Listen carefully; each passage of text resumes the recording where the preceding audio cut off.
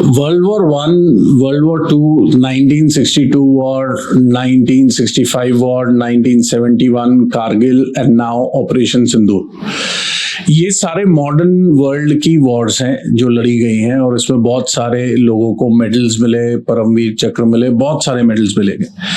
But आप अगर notice करेंगे, फिल्में सिर्फ उन्हीं की बनी जो वॉर्स जीती गई, जो बैटल्स जीती गई। आप नोटिस करेंगे ज्यादातर रिकग्नाइज उन्हीं को किया गया जहां पे वो पर्टिकुलर बैटल जीती गई थी। बट आज जो हम एक कहानी लेके आए हैं, वो हम एक ऐसी बैटल की लेके आए हैं जहां पे इंडिया ने 1971 में पाकिस्तान के अगेंस्ट वो पर्टिकुलर बैटल लूज की थी। इसको बैटल ऑफ दरूचिया बोलते हैं।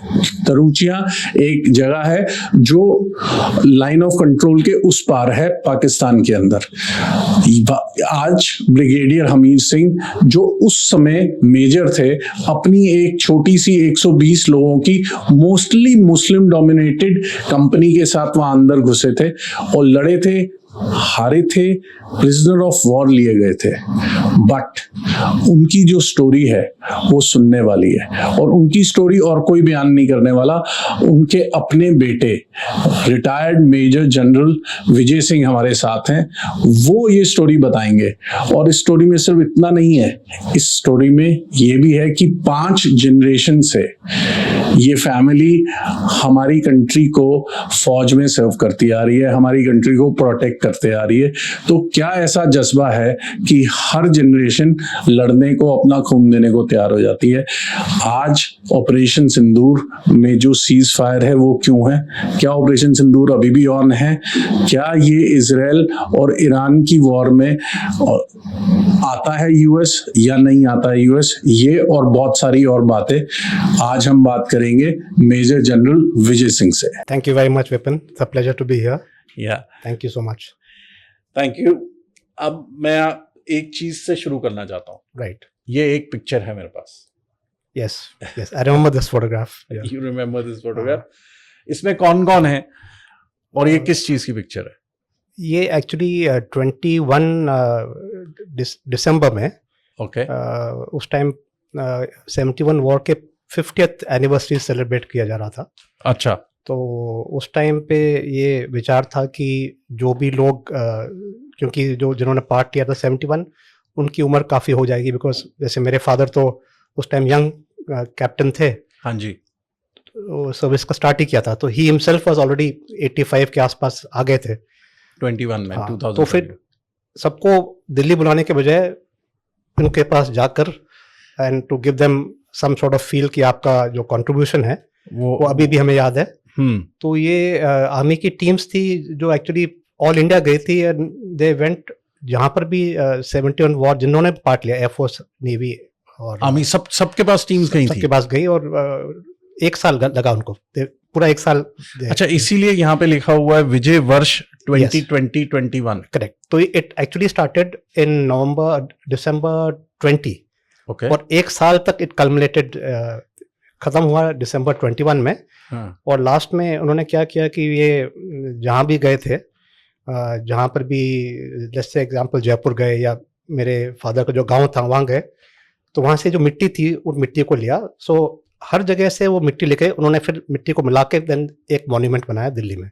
अच्छा, कहाँ पे? दिल्ली में? दिल्ली में जहाँ अपना नेशनल मेमोरियल है, वॉर मेमोरियल, उसके पास ये था। एम ये था, अभी वो मेमोरियल बन गया या नहीं मुझे, I am not really sure, but um ये था कि सब जगह जहाँ से भी पूरी India, south, north, east, west, all over, 1 साल में गए, मिले लोगों से, उनको कुछ मोमेंटोस दिए, एंड विजय मशाल दी। यस, ये मशाल तो एक्चुअली मशाल, लिट मशाल वेंट पूरे इंडिया में 1 साल तक जलती रही। हाँ, ये मतलब एक मशाल से 4 बनी और 4 डायरेक्शंस में गई, और पूरे इंडिया में घूमते घामते फिर वापस इंडिया में आई। और उस टाइम राजनाथ सिंह जी जो उस टाइम डिफेंस मिनिस्टर अभी भी हैं, अभी भी वही है। तो उन मशालों को वापस जोड़ा इनटू एक मशाल, और उसको मर्ज कर दिया नेशनल वॉर मेमोरियल में। एंड जो भी मिट्टी जहाँ से आई थी सारी इकट्ठी करके उस मिट्टी से एक मेमोरियल बनाने का प्रस्ताव था। मैंने आपके फादर की पिक्चर जब इसमें देख रहा हूँ, तो उनके फेस पे जो स्माइल और प्राइड है, मतलब मुझे नहीं लगता जब वो 13 दिसंबर 1971 था जब yes, जब yes. वो वॉर हुई थी. आई थिंक बैटल ऑफ वो पुंछ एरिया में कहते हैं, Yes. दालूचीनी दारूचिया बोलते हैं उसको दारूचिया. actually. हाँ. दारूचिया में. तो correct. उस समय ऐसा उन्होंने कभी सोचा होगा कि 50 साल बाद ये होगा? बिल्कुल नहीं. उस टाइम तो ये भी नहीं पता था कि जिंदा रहेंगे कि नहीं, बिकॉज जिस प्रकार के सर्कमस्टांसेस थे उसमें तो उनका बचना बहुत ही नामुमकिन था. तो आप नरेट कर सकते हो उस रात को क्या हुआ था वहाँ? हाँ, आई कैन, बट मैं आपको शॉर्ट में करूंगा क्योंकि एक्चुअली है स्टोरी मोर डिटेल्ड है. पर होता क्या है कि आर्मी में जो भी आप स्टोरी सुन रहे हैं, जैसे आप देखते हैं कई पिक्चरें बनी हैं, हमेशा पिक्चर बनी है सक्सेस की कि जो ऑपरेशन सक्सेसफुल हुआ है. हाँ जी. ये बॉर्डर बनी थी लोंगेवाला बैटल की, बैटल ऑफ बसंतर की अभी बन रही है लड़ाई. हाँ जी. पिक्चर बन रही है, और जो पिक्चर बनी है सारी सक्सेस की है, सक्सेस जिसमें हम जीते. यस. एंड सक्सेस में अवार्ड्स मिलते हैं लोगों को, बिल्कुल रिकग्नाइज करते हैं, अवार्ड देते हैं. पर जब आप बैटल हारते हैं उस टाइम भी समवन इज फाइटिंग हार्ड, तो कोई ना पूरी जान लगा रहा है, और जो सोल्जर ग्राउंड में है, जो एक्चुअली ग्राउंड में लड़ रहा है, वो तो अब जो दिया हुआ आदेश है उसके ऊपर ही इज फाइटिंग. गलती हो सकता है किसी प्लानर की हो, किसी और की हो, बट वो ग्राउंड पे तो वो पता नहीं है, तो वो तो अपनी मेहनत कर रहा है. सो उसमें भी ब्रेवरी है. बिल्कुल है. अनफॉर्चुनेटली अगर ये वाली बैटल हम हारे थे, ये हम हारे थे. बट मैं ये बोलना चाह रहा हूँ बिगर इशू, अगर आप पूरी वर्ल्ड का देखें, जब मैं किताब लिख रहा था तो मैंने काफी रिसर्च किया, और आई ट्राई टू फाइंड कि ऐसे कौन से बैटल हैं जो वर्ल्ड में, जो हारे हुए बैटल में अवार्ड्स मिले हैं. अच्छा. It's very rare, and one of the few ones is the battle of जो आपने कभी स्कूल में पढ़ी होगी poem, that valley of death, they rode into the valley of death, and you know that particular battle where this was almost the British actually they went straight into a valley which was World War One की बात, criminal battle की बात है. So and Europe में and in that particular battle they got massacred. They got really massacred, and उस battle में because of a wrong message passed. Message गलत पास हुआ था. ऑर्डर ये नहीं था कि आप अटैक करो, क्योंकि आपके चारों तरफ रशियंस थे. आपने अटैक किया वैली के अंदर, और ऑलमोस्ट एवरीवन डाइड. और उस बैटल में कितने सोल्जर्स थे? वो सोल्जर्स काफी थे, बट उसमें जो एक्चुअली जो बैटल में जो जितने मरे उसमें 140-150 के आसपास, और उसमें काफी विक्टोरिया क्रॉसेस मिले थे. So that was one of the rare cases जो कि लूजिंग बैटल में आपने विक्टोरिया क्रॉसेस दिया. अब जब मैंने कंपेयर किया ये बैटल ऑफ दारूचिया में, जो उस बैटल में मरे थे, almost the same people died in battle of 140 के आसपास. तो not deaths, but I would say deaths, casualties and prisoners of war. So they were almost comparable. But there's no recognition for that. And the recognition why it happened in इस battle में recognition क्यों हुआ? क्योंकि जब वो वापस आए battle से 1972 में जब मेरे फादर वापस आए, तो जब वापस आप आते हैं लड़ाई, after prisoner war comes back, जैसे प्रिजनर वॉर जब आते हैं तो ऑलमोस्ट काफी टाइम पे आप उनको आइसोलेट रखते हैं. अच्छा, वो क्यों करते हैं? वो इसलिए करते हैं क्योंकि you want to find out कि ये प्रिजनर वॉर बने क्यों. Why did they become prisoner war? क्या was it because of cowardice? हो सकता है वो उन्होंने हाथ खड़े कर दिया और चले गए, और it could be any such situation. And इस you could have been indoctrinated by the people. जैसे चाइनीज वॉर में जब अपने 62 वॉर के बाद जब आए थे, तो that particular case of debriefing, it almost took 6-7 months. 6-7 months. And up 6-7 months वो isolated. So it was really a bad example of this, because they were trying to see कि have they been indoctrinated by the Chinese? Has your mind changed psychologically? आप change हो गए हैं कि नहीं? तो उससे I can imagine आप बहुत मुश्किल सर्कमस्टांसेस से वापस आए हैं और आपको आइसोलेट कर दिया 4-5 महीने के लिए. तो that became a bad example. So one of the good things 71 war के जब प्रिजनर्स वो वापस आए, तो general Manekshaw that time said we will not do a very long, it will be only 7-8 days. तो अभी ये particular battle I explain to you shortly. इसमें क्या हुआ कि they lost, I told you 100 Poonch district में ही है. It's near Punch. It's actually Rajौरी Poonch के बीच में है. So they lost such a large number of people, and जो ऑफिसर्स थे सारे मर गए. Almost every officer died. The only people who survived was the CO, commanding officer, who was this side of the border, and I'll talk about it later. अब इतना embarrassment हुआ, क्यों इतने सारे लोग मरे? So the stories जो बनाई उन्होंने, जो because there was जो actually जो story जिन्होंने लड़ी है, जो ना वो actually उन्हीं को ही पता है. वो थे, and they were not there. The only person survived was my father. तो मेरे father ही थे जो अकेले बचे थे, and he was badly wounded, and he was in Taken by Pakistan for Pakistan. 1 year. So people are impatient. तो इतना wait नहीं किया उन्होंने, बना दी स्टोरी वगैरह. तो one of the things that the task given for when they were trying to see as to क्या हुआ डीब्रीफिंग में वाज टू फाइंड आउट कि एक्चुअल हुआ क्या है. Is there a match between the story what the commanding officer is given, because it was felt that the commanding officer ने गलती की है, उनका प्लान शायद अच्छा नहीं था, या उनकी स्टोरी सच है या एक्चुअली हुआ क्या. एक्चुअल क्या हुआ. ओके. सो वो बड़ी डिटेल. एंड होता क्या है जब आप ये कब हो रहा था? जब after come back. After they came back या when he was there as prisoner of no war? You can't, because कोई था ही नहीं ना, देयर इज नो विटनेस ही नहीं है. जो विटनेस थे वो तो मर गए थे सारे. Okay. Because the only people who know what's happening in the battle कि क्या प्लान था, कैसे लड़ रहे, इज द ऑफिसर. जवान तो एक्चुअली ऑर्डर पे जा रहा है कि आप इधर जाओ, राइट जाओ, लेफ्ट जाओ. He is following orders. What is the larger plan he has very little knowledge of. So to actually the जो एक्चुअल पीपल थे या तो मर गए थे या they were captured.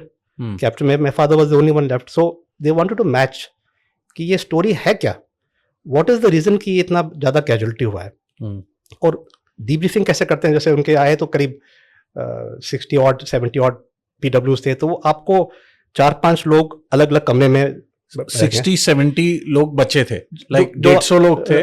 No those are the people, वो तो अलग बात है. मैं कहूँ जब प्रिजनर ऑफ वॉर वापस आए थे, exchange of prisoner of war, उस प्रिजनर ऑफ वॉर में जितने भी वापस आए उनको आपने 4-5 रूम में अलग अलग बांट दिया. And they waiting outside.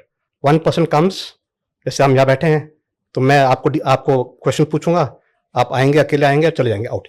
आप आपस में मिलने नहीं देते हैं. So it has to be totally honest. तो वहां पे जब इस वाली बैटल में इस वाली बैटल के कितने प्रिजनर ऑफ वॉर थे? इस बैटल में तो देयर वर ऑलमोस्ट 70 और people. 70 were prisoner of war, जिसमें से officer was only one, that is your father. Father was there. Okay. And वहां पे उनको कहाँ रखा? अलग अलग रखा? वो मैं बताऊंगा आपको. हाँ. तो मैं अभी डीब्रीफिंग की बात कर रहा हूँ. हाँ. सो अभी डीब्रीफिंग आए, सो जब कॉरपोरेशन किया उन्होंने, तब पता लगा कि actually this people fought well. अभी तक तो स्टोरी थी कि पता नहीं क्या इन्होंने क्या किया, कि हम सारी बैटल्स जीते हैं, एक हारे थे. कई बैटल्स छोटे मोटे हारते हैं, बट यहाँ तो ज्यादा डेथ्स हो गई ना, deaths and injuries. So they were very keen to know कि हुआ क्या है. तो when they actually did the debriefing, that's the time that they decided that these two people have done very well. That's my father, and there was another person called Captain Gosai, who was the artillery officer. तो normally 71 war के जो awardees थे, जिनको awards मिला था, they were given on 26 January of 72. तब तक आए नहीं थे. So the only people, very few people got it 73, and that's when my father got it. Because based on the debriefing of these people, he got Veer Chakra. Yes, because what happens is that जब आप आते हैं तो सब जवान को बुलाते हैं, जवान के साहब हमारे सामने ये किया था, वो किया था, तो जब कह रहे कोराबरेट किया, जैसे कि यार ये तो अच्छा लड़ाई किया उन्होंने. So that's how this came place. So that's why this debriefing and all took place. Oh my God. तो ऐसे कितने सारे लोग होते होंगे, कितने सोल्जर्स या कितने ऑफिसर्स होते होंगे who just fight the war and if they don't survive, yes, we don't even get to know whether they did well or whatever they did. And but either ways they fought. Absolutely fought. And ये भी बात सही है कि हर आदमी को आप award नहीं दे सकते, because the recognition of a person is award. अब इस पर्टिकुलर केस में जब मेरे फादर वापस आए तो उन्होंने काफी लोगों का साइटेशन लिखा कि भाई इसने भी अच्छा लड़ा, इसने भी अच्छा लड़ा, इसने, बट कोई you can't give everyone awards. और ये one of the motivations for this book was that at least जो मरे हैं उनकी फैमिली को पता होना चाहिए कि उन्होंने किया क्या है, because they don't even know कि हुआ क्या. वो गए लड़ाई, मर के आ गए, फिर क्या किया, did he fight well, did he do what, did he really stand by whatever was taught to him in the village और इन द गांव में जो. तो that is one of the reasons. So that is something which I wanted to tell you generally में, that unfortunately losing battles में कोई ऐसा लिखता नहीं. उसके ऊपर फिल्म नहीं बनती. तो ये ऐसे बहुत कम केसेस हैं और world over, it's not only India, it's everywhere that you have this issue. तो 1972 2nd December. Yes, he came back. Yes. You were 7 at that time? मैं तो उस time I was 65 born December, so I was about 5.5, 6 years actually. Okay. 6.5 actually. 6.5. Yeah. And you met him I when he met him. came? Yes, I did. He came to which place? So Where were actually, you? what happened? They came and Delhi Cant was the station, Okay. and they came via Amritsar, Hmm. Wagah border. Wagah border. So that entire train from Wagah border came to Delhi Cant, Hmm. and I was very young, so I don't really have many memories of that time. Hmm. But I do remember a couple of things which I can tell you. One, of course, was that I still can visualize the crowd in the station, the people there and band playing and all those festivities. और फिर मैं अपने father को मिला and हमें तो पता नहीं था क्या, बिकॉज मैं I was totally too young to understand हो क्या रहा What है. has happened? तो फिर वहाँ गया तो मेरे फादर की काफ़ी इंजरीज थी, तो उनके राइट हैंड पे was totally bandage and it was unworkable. तो अब वो फोटोग्राफर्स हैं तो बोल रहे हैं कि सर उठाओ, थोड़ा खुशी ने शो हैप्पीनेस कि मेरा I am come back to India, मेरे बच्चे आ गए हैं तो उठाओ. तो बड़ी मुश्किल से उन्होंने एक हाथ से उठाया तो कुछ फोटोग्राफर रह गए, उन्होंने कहा सर एक और बार लगाओ, तो ये बड़ी मुश्किल से उठाया. So that memory is one thing which is very clear in my mind. और आई थिंक अगर आप न्यूज़पेपर देखें उस टाइम के 2-3 दिसंबर 72, तो हेडलाइन में शायद मेरी फोटो मिलेगी भी आपको, उसमें बच्चे फादर उठा रहे हैं उसको. 2nd December 1972 is my parents' wedding Oh, day. okay. That's where That's how you can connect to that. connect with that. And the second thing which I remember very, which I've also mentioned इस किताब में, कि मेरे father के साथ एक captain दलाल थे, lieutenant दलाल थे, Okay. Young officer. Young officer. And unfortunately he died in front of my father. मतलब उनकी, because he same company, Okay. उनकी कंपनी में, एक कंपनी में करीब 120 लोग होते हैं, Hmm. उसमें 1 या 2 ऑफिसर होते हैं, तो उनमें मेरे फादर थे और ये दलाल थे. तो Dalal actually died in front of him. तो his body was not recovered Okay. because when my father, they were in the middle of a battle. तो उस टाइम तो देयर नो टाइम कि क्या करें आप. उस टाइम तो बॉडी को आपने साइड में रखा Hmm. कि बाद में आके इनकी whatever I'll take care of. करेंगे. Hmm. But then they became PWs, या तो PW बन गए या दे डाइड देयर. तो आधे लोग तो वहाँ मर गए, आधे जो PW बन गए. तो वो बॉडी शायद कभी मिली नहीं. Hmm. तो even till today he is shown actually as missing presumed dead. But my father knows, उनके सामने ही मरे हैं. सामने ही मरे. तो उस स्टेशन पे उनके फादर आए. वो फादर दलाल था फ्रॉम हरियाणा, सो कोई I know, छोटा मोटा हरियाणा गांव से. से. एंड आई रिमेंबर दिस, आज तक मुझे याद है. वो अपने गांव की जो भाषा, वो होती है ना, जो ड्रेस होती है आपकी, हाँ वो जी. पजामा कुर्ता हाँ जी, टाइप. हाँ जी. एंड ओल्डिश मैन, वो आके मेरे फादर को पकड़ लिया कि आप साथ में थे. आप साथ बताओ मेरा बेटा कहाँ है. तो he said I am sorry, वो तो गुजर गया. कि नहीं, हो ही नहीं सकता, बिकॉज उनके गांव में कोई पंडित था, कोई था, उसने बोला कि वो अभी भी जिंदा है वहाँ पे. That feeling, you have this little faiths I know. In local villages में, कुछ ना कुछ टेम्पल या कोई वैसा होगा बंदा. And he refuse to believe. वो काफ़ी सालों तक, in fact at least for, I remember, मुझे अभी भी याद है, 1-2 साल यूज्ड टू कि 6 महीने में आ जाता है वापस कि बताओ कहाँ पर है, जिंदा है वो. So that is something which really affected me this time, Yeah. Because he was obviously badly affected. बेटा फौज में गया है, पता नहीं है कहाँ पर, and you are missing. Is it that's when you took a decision to join the army? नहीं, not really. Not really. It was not that was not really the reason. Hmm. And जैसे आपने start में बताया कि I am 4th generation, my son is 5th generation, but to be honest with you, between me and my son, we didn't have any inclination to join the army actually for a very long time. It just happened that way. आपके in your surroundings, army is there, ये सब कुछ है, but parents ने कभी ऐसा कोई force नहीं किया. और हमारे ज़माने में it was only army, engineers, doctors, ये 3 चीज़ होती थी. But I was heavily into sports. Okay. So and I did my schooling in south. There is a Lawrence school, Lovedale है वहाँ पे. तो वहाँ पे मैं स्पोर्ट्स में काफ़ी था. And I was at the verge of being selected in state level teams and all that for cricket. हमारे टाइम में क्रिकेट ही था सब कुछ. तो that time my whole, in fact जब मैं एनडीए एग्जाम में गया तो मैंने बोला, उन्होंने बोला आपका क्या एम है. मैंने कहा मैं इंडियन टीम में खेला जाता. तो he said why you coming to the army. Army then. You are innocent. So I said कि मे बी आर्मी की टीम में खेलते खेलते I join Indian team. So at that point of time it was not there. पर जब NDA exam पास हो गया, SSB पास हो गया, फिर वो टेम्पटेशन होता है कि भाई अभी पढ़ाई बंद है, अभी आपको नौकरी मिल गई है. At 17 years old, someone tells you कि आपकी नौकरी कंफर्म्ड है. Confirmed. तो यू वेरी टेम्पटेड. आपको लगता है आर्मी में लगता है कि पढ़ाई नहीं होगी, बट आर्मी में पढ़ाई इतनी ज़्यादा है कि last time as a general I was studying. So Every year you have to. It is जो भी सुन रहा है कभी सोचे कि आर्मी इसलिए ज्वाइन करनी चाहिए कि पढ़ाई बंद है, इट्स अ ऐसा वेरी नहीं है. Wrong connotation. बहुत ज्यादा पढ़ाई है टिल द एंड.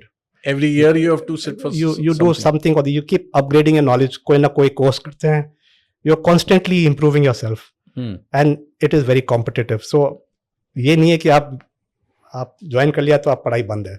So ये सारे हम काफी लोग जैसे आपके फ्रेंड भी हैं, हम सब एनडी में साथ थे, तो उनको सबको ये लगा कि पढ़ाई नहीं है अभी. पढ़ाई बंद नहीं हुई इसके बाद. ऐसा नहीं होता. So that was that. And in the case जैसे मेरा सन ऑल्सो, मैंने जैसे फादर ने मेरे को फोर्स नहीं किया, उसको भी मैंने फोर्स नहीं किया आपको जो करना है करो. And he was deeply into computers, ये वो too techie type of job. But suddenly change हो गया और ज्वाइन कर दिया उसने. So there is at the back of your mind कि army is there, but there was no such calling कि आर्मी ही जाना है, ऐसा कुछ नहीं था. So आपके फादर ने जब आपको स्टोरी बताई 19 जब when he was taken there, Yes. I think he was Yes. in Lyalpur yes. for the longest time. तो prisoner of war के साथ ट्रीटमेंट कैसा था पाकिस्तान में? एक्चुअली इनके केस में पहले तो if I start from the time that he was captured, तो उस टाइम जो लास्ट पार्ट था बैटल का, I will tell you that part. तो लास्ट पार्ट में क्या था, जब they had reached a particular place, एक जगह पहुंच गए थे. अच्छा मान लीजिए पाकिस्तान के अंदर चले गए थे, ये लोग अंदर चलते चले गए. अटैक तो ये पाकिस्तान का अंदर ही था. ये जो माउंटेन फीचर था, ये था पाकिस्तान के अंदर, और इस फीचर का नाम है दारूचिया. और ये इम्पोर्टेंट कुछ एक ऐसे फीचर्स होते हैं जो कि इम्पोर्टेंट होते हैं, क्योंकि आपने अगर कैप्चर कर लिया तो जो इम्पोर्टेंट रोड्स हैं, कम्युनिकेशन, उसको आप डोमिनेट कर सकते हो. अच्छा. तो कोशिश ये रहती है कि, और आप जानेंगे कि 71 में इस साइड वेस्टर्न साइड में ज़्यादा एम नहीं था कुछ ज़्यादा लड़ाई करने का. It was more Bangladesh side में ज़्यादा, मगर उसकी आड़ में यहाँ पे स्टार्ट कर दिया था. ये था कि भी आप इस लड़ाई के दौरान जो भी आपको लगता है इंपॉर्टेंट जगह हैं उनको कैप्चर कर लो. उससे क्या है कि बाद में both sides, दोनों ये कर. So they kept trying, थोड़े बहुत छोटे मोटे actions to try and capture, and then एक बार आपने एक्शन स्टार्ट कर दिया, वो छोटा एक्शन कैन बिकम बड़ा एक्शन. बट एम ये था कि जो आपकी डिफेंसिव पोस्चर है या आपको लगता है जो आपके लिए ज्यादा अच्छी जगह है, उसको आप कैप्चर कर लो. तो ऐसे में एक चीज ये दरूचिया थी. दरूचिया इज एक्चुअली बिटवीन, अगर आप रजौरी से पुंछ जाते हैं रोड के, तो उसके वेस्ट में करीब 10-15 किलोमीटर पे that is the line of control. उसको क्रॉस करके, उसके क्रॉस करते ही ये फीचर था, दरूचिया फीचर था. तो उसको कैप्चर करने से एक इम्पोर्टेंट रोड थी पाकिस्तान की जो आप डोमिनेट कर सकते थे. और वहाँ पे 1-2 ब्रिजेस थे जो आप डोमिनेट कर सकते. तो इट वाज डिसाइडेड कि इसको कैप्चर करना है. तो I would say that the plan was थोड़ा सा प्लान अनकन्वेंशनल था उस टाइम के लिए, और थोड़ा डेंजरस प्लान था, क्योंकि नॉर्मली जब आप अटैक करते हो तो आप एक तरफ से या ज़्यादा से ज़्यादा 2 उस टाइम की बात कर रहा हूँ मैं, क्योंकि आपके पास उस टाइम इतनी मॉडर्न टेक्निक्स नहीं थी जैसी आज हैं, जिसमें you can today the battlefield में काफ़ी ट्रांसपेरेंसी है, आप देख सकते हैं कि कौन कहाँ पर है. उस टाइम तो था नहीं. तो वो जो अटैक था वो उस माउंटेन पे एक टाइम पे चारों तरफ से कर रहे थे अटैक. अच्छा. विच पाकिस्तान, इंडिया चारों तरफ से जो सीओ ने प्लान बनाया कि चारों तरफ से चले जाओ. हाँ, अभी उसमें बहुत खतरा है. एक तो क्या है कि आपकी बटालियन में 4 ही कंपनी होती है, आप वो डिवाइड कर देते हो, चारों को डिवाइड कर देते, तो आपके पास रिजर्व नहीं बचती. और अगर आपके पास रिजर्व नहीं बचती है तो अगर कोई अटक गया तो उसको आप कैसे सपोर्ट करोगे? बैकअप नहीं है आपके पास. There is no backup. तो इसलिए एक और कंपनी किसी और 611 GR थी, वो कंपनी इनको दी गई थी. वो कंपनी सीओ साहब के पास थी. सीओ एंड द अटैक जब आप करते हो चारों तरफ से, रात को कर रहे हो, घने जंगल में कर रहे हो, अभी आपको क्या पता लगे कि आपके सामने, क्योंकि आप you are coming same directions, इधर से एक आ रहा है, इधर से एक जा रहा है, so you can be firing into each other. आप एक दूसरे के अंदर भी फायर कर सकते. और हाउ डू आइडेंटिफाई फ्रेंड है कि फो है, क्योंकि आपके पास था नहीं उस टाइम ऐसे इक्विपमेंट थे. आजकल तो है, काफी चीजें हैं, उस टाइम कुछ था नहीं. तो एक प्रॉब्लम ये है कि आप एक दूसरे के अंदर आप फायर कर सकते हो, you could have fratricide. Second issue ये कि whenever you are going for attack you need to have some fire support. तो नॉर्मली क्या करते हैं, आर्टिलरी सपोर्ट देती है, आर्टिलरी पीछे से फायर करती है. अभी आप माउंटेन पे चारों तरफ से करते, आर्टिलरी फायर करेगी तो कहीं ना किसी को आपके खुद के ट्रूप से मारेगी, ऊपर भी गिर सकता है. तो ये second call. And the third thing is, जब भी आप अटैक करते हैं तो आपका जो कमांडिंग ऑफिसर है, जो डिसीजन मेकर है, he has to be in the spot. Okay. वो इस प्लान में पता नहीं उन्होंने क्यों सोचा, वो अपने आप को दूर रखा जहां से स्टार्टिंग पॉइंट था, जो इंडियन साइड के बॉर्डर में था. He was that side. हाँ, तो अभी माउंटेन्स में एक बार आप आउट ऑफ साइट चले गए तो आपको पता ही नहीं हो क्या रहा है उधर, तो आप कैसे मॉडिफाई करेंगे प्लान्स को? कुछ नहीं कर सकते। आप मॉडिफाई कैसे करेंगे उस प्लान? आप नहीं कर सकते, आपको पता ही नहीं हो क्या रहा है। और सेकंड बात, जो आपके और फीचर के बीच आप अगर मान लो मैं यहाँ खड़ा हूँ, तो मैं अगर इंडियन साइड पे हूँ, इंडियन साइड पे पॉइंट था 471, 0.471 ट्रिग्नोमेट्रिक हाइट, और आप अगर दारूचिया है तो मुझे नीचे उतरना है और फिर ऊपर चढ़ना है, फिर ऊपर चढ़ना, ठीक है, ऐसा है। और बीच में आपकी लाइन ऑफ कंट्रोल, उस time they to call it CFL, cease fire line कहते थे उस टाइम। तो आपको ऐसे नीचे जाना है, ऊपर जाना है। और जो in all army positions there is one place जो आप सब जानते हैं कि ये मोस्ट लाइकली है, ये डायरेक्शन मोस्ट लाइकली है, बिकॉज अभी मैं यहाँ पर हूँ और आप वहां पर हैं, तो आपका जो ये वाला सामने वाला इलाका is the most likely place कि मैं अटैक करूंगा। तो ये सबसे स्ट्रांगली गार्डेड होता है। आपके लेफ्ट राइट नेक्स्ट होगा, और आपके पीछे इज लीस्ट, बिकॉज पीछे से कौन अटैक करेगा, तो वो सबसे लीस्ट होता है। तो उसमें नॉर्मली क्या करते हैं, इतने आपके पास आदमी नहीं होते, तो पीछे वाली को आप थोड़ा 10-15 आदमी छोड़ देते हैं, बाकी most of people are in the front and side, सामने से और साइड से आपके साथ जाते हैं। So in this particular case जो सीओ था, he is kept at this place, Indian side के बॉर्डर में, on my feature force, which I am very far away from this place. और जो रिजर्व कंपनी थी वो भी अपने पास ही रखी। अभी अगर ये चारों डायरेक्शन से जा रहे हैं और एक डायरेक्शन में रुक गया, तो उसको सपोर्ट करने के लिए कुछ नहीं है, बिकॉज आपको इधर से उधर सपोर्ट कैसे करोगे? मूवमेंट्स मीन्स 3-4 घंटे, and in the night in thick jungles, impossible. उस टाइम पे today is a different method, उस टाइम पे वेरी अनकन्वेंशनल प्लान। अभी अनकन्वेंशनल प्लान चलते हैं आज भी, आप कई जगह हैं जहाँ प्लान्स सक्सेस हो गए हैं, बहुत अच्छा सक्सेस, दे गेट परमवीर चक्र एंड, पर अगर आपका प्लान फेल हो गया तो that failure is not something which is pardonable, because उसमें आदमी मर रहे हैं। इस केस में कितने 140 के आसपास आपके लॉसेस हुए, so you can't take a chance. तो जब वो गए, जब नीचे गए, क्रॉस किया, फिर तो अभी ये जो प्लान था, विच वाज एक्चुअली द जो जनरल ऑफिसर थे, उन्होंने बोला नहीं करो आप इसको, प्लीज डोंट डू दिस, अच्छा ये गलत प्लान है। मगर ईगो थी, उन्होंने बोला नहीं करूंगा मैं इसको, मैं दिखाऊंगा इनको गलत।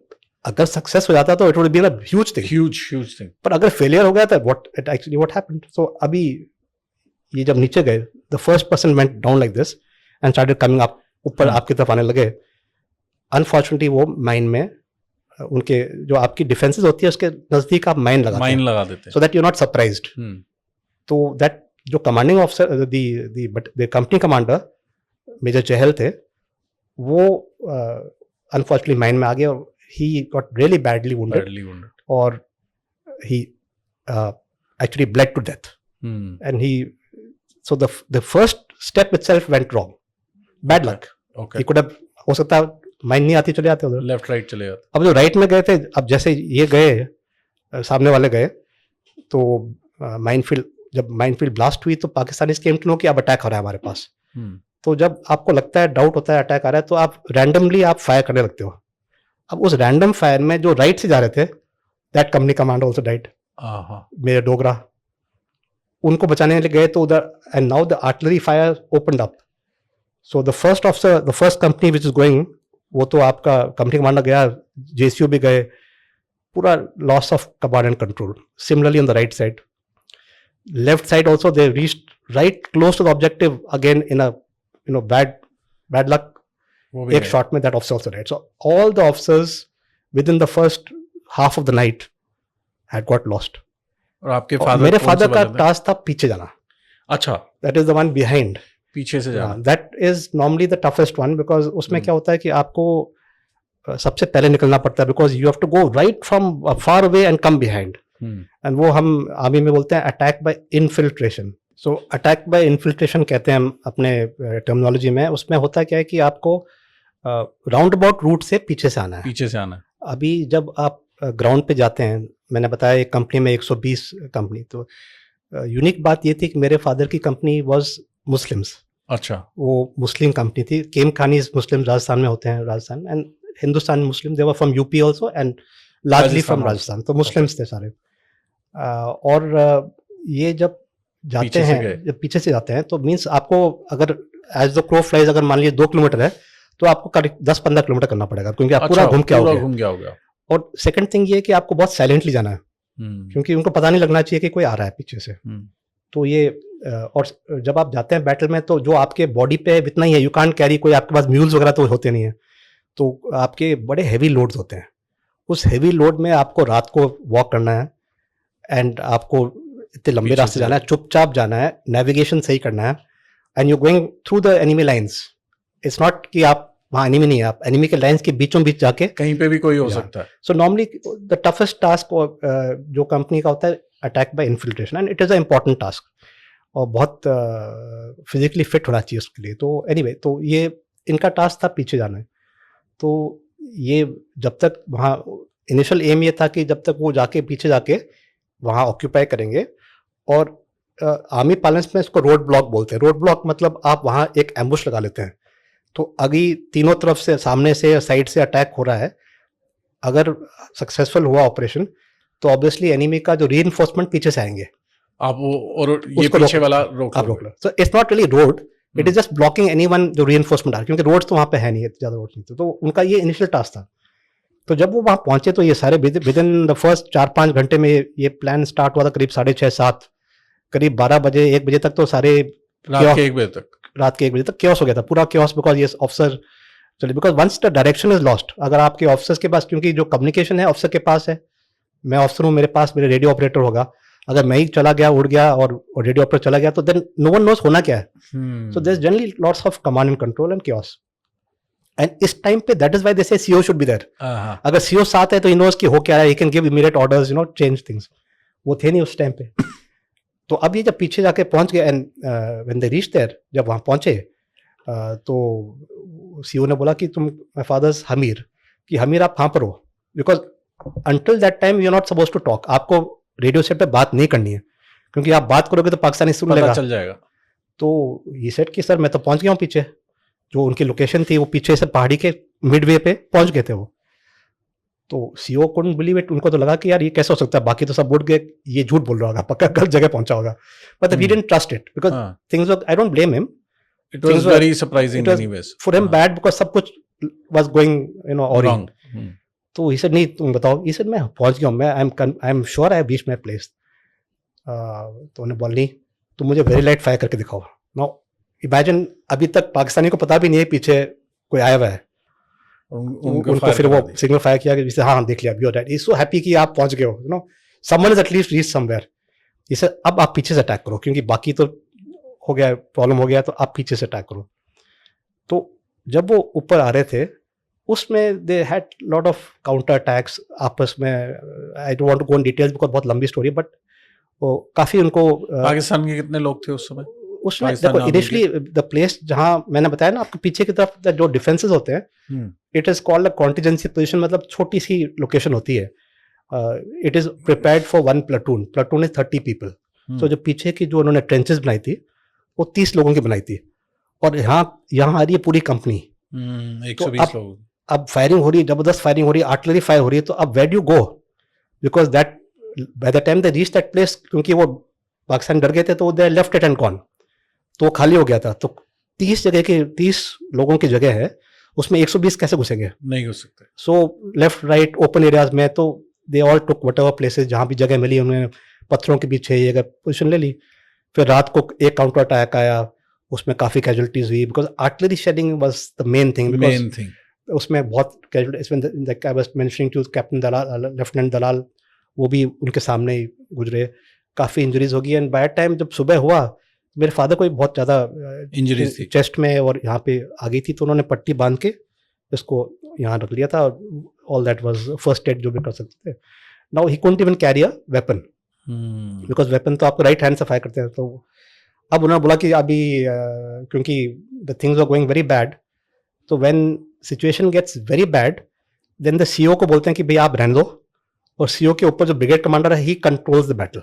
सो जब मॉर्निंग हुआ तो brigade commander came on the air and said कि हमीर क्या सिचुएशन है। तो मेरे फादर को पता लग गया कि भाई CO has been removed, and तो इन्होंने बोला कि मैं यहाँ पर हूँ, मेरे पास उस टाइम बाय टाइम सुबह हुआ, उनके पास करीब 40-50 लोग बचे थे 120 में से, आप द चैप्स हैड गॉट पे। तो ही सेड कि अभी आप ऐसा करो, ये जो फीचर है ना, इस पे आप अटैक करो। और ही सेड मैं अटैक तो कर दूंगा पर मेरा फायर सपोर्ट कौन देगा, तो फायर सपोर्ट तो कोई था नहीं, बिकॉज नॉर्मली जब आप लास्ट 50-100 गज करते हैं तो there has to be someone supporting you, पर कोई था नहीं। तो द ब्रिगेड कमांडर सेड कि हम प्लेन का ऑर्गेनाइज कर रहे हैं, we are organising planes. So planes आएंगी, आई थिंक मेरे ख्याल से टाइम 11 बजे 11:15 बजे दिन में वो आएंगी, वो फीचर पे अटैक करेंगी और उसके बाद आप उनके अटैक करते ही आप आगे बढ़ के टेक ओवर कर ले। Now everyone knows, I mean technically I can tell you, आपको सुनने में लगेगा अच्छी बात है, but planes are very inaccurate in those days. आज नहीं, आज तो एक्यूरेट, आज तो आपका, बट नॉर्मल बॉम्ब्स, आपका laser guided bombs are far and few in between, they are very expensive. So normal जो बॉम्ब्स होते हैं, आपको प्लेन को इतनी हाई स्पीड पे जा रहा है प्लेन, तो पहुंचना तो इम्पॉसिबल है, so ineffective. So actually it was a बेकार plan, because you can attack in that, and day time में कर रहे हो आप, डे टाइम में सुबह 11 बजे, and the last part 100 yards so was open terrain, no paid weight, बिल्कुल ऊपर था, पहाड़ी का ऊपर सब दिख रहा था, सो क्लियर दिख रहा था। तो फिर फादर, सारे मुस्लिम थे वहाँ पे, मेरे फादर ने बताया कि भाई ये प्लान है। तो उस टाइम तक देवा उन्हें हिमसेल्फ, एक कैप्टन गोसाई थे, आर्टिलरी ऑफिसर। आर्टिलरी ऑफिसर का रोल क्या होता है कि वो जहाँ पर भी है आर्टिलरी फायर वहाँ पे गाइड कर सकता है। So there is always an artillery officer attacking troops के साथ, क्योंकि वो उसके पास वो डिवाइसेस होते हैं या वो एक्सपीरियंस होता है जिसपे वो आर्टी फायर वहाँ पे ला सकता है। तो ही वाज देयर, एंड जो सीनियर मोस्ट जवान होता है in the main is the senior JCO. So he was a person called Taj Mohammad.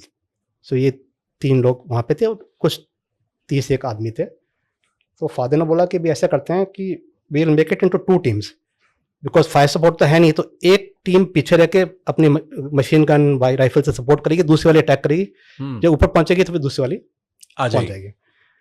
और इस टाइम पे जब ये स्टार्ट करने वाले थे तो there were many local counter attack होता है कि उसी के इलाके के आसपास जो है वो आते हैं काउंटर अटैक करने थे, which is normally from that, जो दुश्मन जो एनिमी का जो उस ऑक्यूपाई कर रहा है उसके लोकल जो आसपास लोग हैं वो आ जाते हैं। पर उस टाइम जब उन्होंने पीछे देखा तो पीछे से was coming a huge number of people, 120, 130, मतलब कंपनी आ रही थी एनिमी की। So enemy on the mountain, so you can see clearly कि नीचे से एनिमी आ रहे हैं। That was the coming from the other areas. So local is from within the local area, and because by the time the morning had come, सबको पता था कि अब ये तो बहुत अटैक हो रहा है, तो पीछे से reinforcement आ रहे थे। reinforcement आ गए। अब इनके पास तो जैसे अब तो हम चारों तरफ से घिर के, ऊपर तो दुश्मन है, पीछे से दुश्मन आ रहा है, साइड में जो काउंटर अटैक्स आए थे वो ट्रूप्स वहीं पे थे, तो चारों तरफ से वो घिरे हुए थे, सेंटर में ये थे, एंड 15-20 लोग अटैक करेंगे, 15-20 पीछे रहेंगे। तो he said told Taj Mohammad and captain Gosai कि आप पीछे रहो, मैं अभी अटैक आगे जाता हूं। हाँ। तो अभी जब अटैक करने जा रहे हैं तो ताज मोहम्मद ने सब कुछ सुन लिया बाद में। Taj Mohammad was a very good chap, बहुत अच्छी लड़ाई की थी उन्होंने, और फादर के काफी फ्रेंड दोस्त थे, मतलब जवान, they were close. So he told my father कि आप क्या कह रहे हो, आप कैसे लड़ोगे, आपके पास तो गन ही नहीं है, क्योंकि आपके हाथ में तो ही सेड कि यार सीओ ने बोला है लास्ट मैन लास्ट राउंड, अब तो जाना ही है, I can't tell people to attack और मैं पीछे रह जाऊं, ऐसा तो हो नहीं सकता, तो मैं भी जाऊंगा।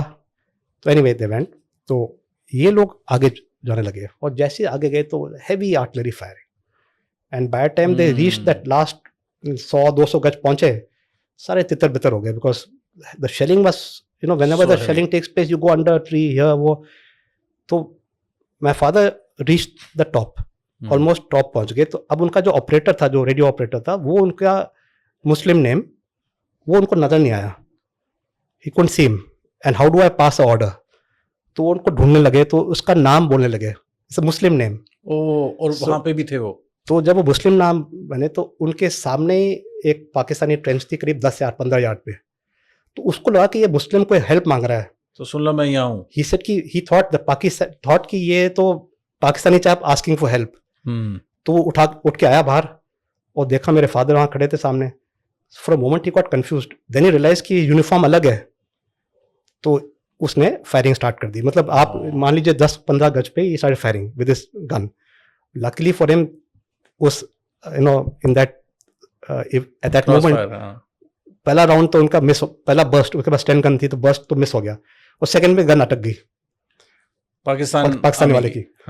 एंड उसके बाद उनका एक जो जेसीओ था Pakistani, he came out, and he pushed him aside किया तो क्या कर रहा है, ये तो ऑलरेडी इसके तो बंदूक ही नहीं हाथ में, ये लगी हुई है.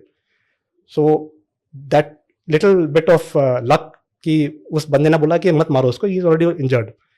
तो then they jumped on my father and caught him, पकड़ लिया उनको और पकड़ के उनको ले गया अलग साइड में. और जो पीछे वाले थे unfortunately they all died. Taj Mohammad, because the people coming from behind, तो पीछे वाली जो पार्टी 15 पीछे दे वो ऑल Nobody survived. सो जो ये जो आगे गए थे 15 से, उनमें से कुछ लोग बचे थे जो बच गए थे. And it happened because of that calling Muslim name and this and that, that they were very close to it, that it was within the hearing distance of that. Wow. फिर उसके बाद उनको ले गए क्योंकि काफ़ी wounded थे, तो उनका एक they call it RAP is basically a first aid post. Okay. तो पाकिस्तानी फर्स्ट एड पोस्ट में ले गए उनको. और वहाँ जब घुसे उसके अंदर तो वहाँ पे पाकिस्तानी इंजर्ड पीपल देर सारे, तो वो सब गालियां देने लगे कि आप इसको क्यों लाए हो, इंडियन मारो उसको, क्यों मारो. ऑब्वियसली पूरी रात आप लड़ाई कर रहे हो, पूरी रात लड़ाई कर इंडियन के साथ, आप इंडियन को लेके आ गए अंदर. तो लकीली जो कमांडिंग ऑफिसर नहीं उस टाइम, तो वहाँ पे तो वो नर्सिंग असिस्टेंट था, उसको उन्होंने साइड में करके ताला बंद कर दिया.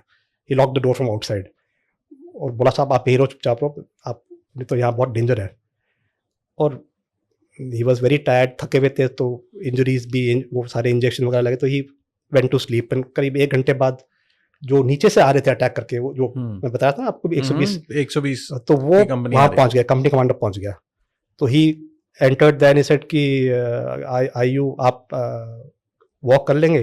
इसे हाँ मैं वॉक कर लूँगा. फिर फादर को उठा के, क्योंकि पैर में तो कोई प्रॉब्लम नहीं थी, हाथ में ही थी, तो उन्होंने बोला कि आप चलिए मेरे साथ. जहाँ से वो ऊपर आए थे वहीं से उनको नीचे ले गए. हाँ, तो when he is going down, वो बात कर रहे हैं फादर से कि आप नाम क्या है, तो he said my name is Hamir Singh. तो उनको लगता था कि सिंह मतलब सरदार. तो आप सरदार है, इसे नहीं, मैं सरदार नहीं हूँ, मैं राजपूत हूँ. तो वो बोलता है कि साहब मैं भी राजपूत हूँ, बिकॉज पाकिस्तान से मतलब भाटी मुस्लिम. Okay. तो भाटीज राणा सांगा के time and all, they had gone to Afghanistan. Someone stayed there, so he was like, they have Jat Muslims, you have Punjabi Muslims. Yes. They were also Rajput Muslims. So he was a Jat. So he talked to them and नीचे जाके उन्होंने फिर वहाँ पे उनको hand over कर दिया prison of war के कैंप में. That's how he actually got captured. तो वहाँ पे उस समय क्या था, आपके फादर ने बताया होगा कि somebody could have shot him, but was this honor कि नहीं अभी उसके वो निहत्ता है तो हम उसको ऑनर कर रहे हैं, और इट वाज अ स्ट्रैटेजी कि प्रिजनर ऑफ मिलेगा तो हम नहीं एक्चुअली कुछ इन्फॉर्मेशन ले सकते हैं? None of this, because actually होता क्या है कि उस मोमेंट पे it is the reaction of that person, जो उस आदमी वहां पे रिएक्ट कर रहे हैं. क्योंकि उस रिएक्शन में आप मार भी दोगे, क्योंकि आप गुस्सा आ रहा है, इतने सारे लोग मार दिए आपने इस अटैक में, कितने सारे पाकिस्तानी भी गए होंगे. It is just the heat of the moment, जो वहां पे जो है वो करे. वो कोई ज्यादा सोच नहीं सकता क्योंकि टाइम ही नहीं सोचने का. तो इट इज जस्ट लक कि वो ऐसे हुआ. It could have well been, क्योंकि वो नीचे तो सब मार दिए थे, Taj Mohammad and Gosai all were killed. तो वो तो उस in that fight anyone can be killed. So I don't think it is to do with nobody had so much thinking. Strategy उस समय कुछ सोच नहीं रहा, on the spur of the moment जो हुआ है वो हुआ है. And there many places where people have done this. कई जगह ऐसा हुआ है कि मार दिए हैं, पकड़ के भी मार दिए हैं. आज आप देखते हो यूक्रेन वॉर में भी prisoners are being killed. So this is a different thing. So it's just उस टाइम पे जो पर्सनालिटीज इन्वॉल्व हैं उसमें थे. उन्होंने क्या कॉल लिया और उन्होंने वो कॉल लिया. बट यस, जब वो नीचे गए वहाँ से उनको ब्लाइंड फोल्ड करके ले गए, वो जो उस बटालियन हेडक्वार्टर में ले गए, पाकिस्तानी बटालियन हेडक्वार्टर में. तो देन सीओ ने उनसे बात की कि आप क्या किया. वो एक्चुअली जब ये अटैक करे थे तो those people had come to know कि रेडियो नेट, उनकी रेडियो नेट में घुस गए थे और बार बार बोले थे कि भाई आप गिव अप, आप सराउंडेड हो गए, ये हो वो. अच्छा.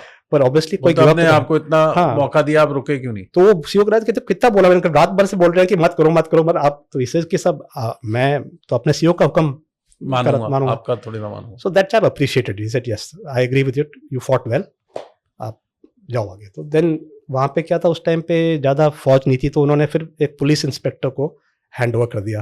बिकॉज उस टाइम जेल्स वेल्स नहीं थे ज़्यादा कोई. तो पुलिस इंस्पेक्टर वहाँ के थानेदार था, वो लेके उनको ले गया अपने जेल में, सिविल जेल में डाल दिया 1 रात के लिए. तो अच्छा. अब वो सिविल जो थानेदार था वो उसका जो एक बड़ी गाड़ी थी, ड्राइवर एंड थानेदार, एंड बीच में बिठाया फादर को कि आप बीच में बैठो। एंड माय फादर सेज कि पूरे रास्ते वो बेचारा कांप रहा था कि ये पता नहीं कहीं अटैक ना कर दे। एंड एक्चुअली हुआ क्या कि माय फादर थोड़ा he is well built and he looks like a commando, and there is a fear of commando का फियर रहता है उनमें। अच्छा, तो उनको लगा कि क्योंकि ये जो टास्क था जो पीछे से attack by infiltration normally commandos को देते हैं, कमांडोस को देते हैं, हाँ। मेरे ख्याल स्ट्रॉन्गेस्ट हाँ। को देते होंगे जो तो लोग। उनको लगा कि ये कमांडो है, तो जब भी जाते थे बोलते हैं कमांडो ध्यान रखना, भाग जाएगा, मार देगा तेरे को। So that time there was this fear. So ultimately वो ले गए, उसके बाद तो then he was taken to the hospital And treated there. Rawalpindi ले गए थे उनको। तो रावलपिंडी में देन क्योंकि काफी टाइम तो उनका हॉस्पिटल में मतलब ऑपरेशंस में रहा, क्योंकि ये सारे हाथ पैर it was badly of. My grandfather comes from Rawalpindi and he was in the first cordon of the Air Force. Okay. तो यहाँ पे उनके साथ ट्रीटमेंट कैसा था? Like was it actually like what kind of treatment was there? Firstly Investigation ज्यादा था और नॉट एट दिस मोमेंट। पहली बात तो उनका क्योंकि he was badly injured, so initial few days was totally in the hospital and Okay. operations and like all professionals, उनके doctor भी प्रोफेशनल थे, तो उनको कोई मतलब जैसा ट्रीटमेंट करना था वैसे ट्रीटमेंट जैसे आप नॉर्मली करते हो, तो ड्यू क्रेडिट टू देम कि उन्होंने जैसे डॉक्टर करते हैं वो तो अपना काम करते हैं, तो उन्होंने काम किया, ठीक ठाक किया उसको। सो ऐसे कोई प्रॉब्लम नहीं थी, बट उस हॉस्पिटल में ही बिकेम लाइक अट्रैक्शन हो गया लोगों को, क्योंकि काफी लोग आते दूर से देखने की हिंदू कौन है, क्या है, देखना है कि कौन है। तो पीपल वैसे घूमने विंडो से देखते हैं कौन है, हिंदू है क्या, कैसे लगता है।